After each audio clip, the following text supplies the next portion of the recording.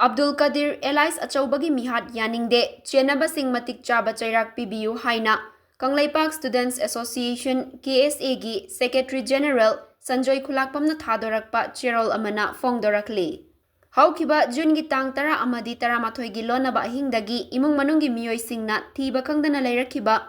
Paubitek mayai lekaidagi Chesam Abdul Kadir Elias Achobabu ngarang tang tara ki anganba ayukta Imphal West District ki Wangoi Police Station gi manung chanba Samurau makha lekaigi Nambul Turel gi mapaldagi asiba haksang oina fangkibagi thodok KSA na taraina laude hairi. Cherol aduna makatana hai hek tabada aki tujungningai oiba differently abled masagi fibam mimanadraba miyoi amabu Miyoi bagi minungsigi wangmada tamthina hatok piraga leibak manungda fumjinduna thamlambagi thodokta chenariba miyoi khudingmak mari leinaba authority singna faduna logi oiba akanba cheirak pigadabani miyamna chenariba miyoi sing lotchinduna thambidana makoibu faraga matik chaba cheirak fanghanaba hotnabada amatta oina mateng pangminasi loinana thodok asiga mari leinana miyamna social media da akanba wahiwata sizinaduna awai akhum taunaduna communal gi oiba irang onthoknaba hotnabiganu hairi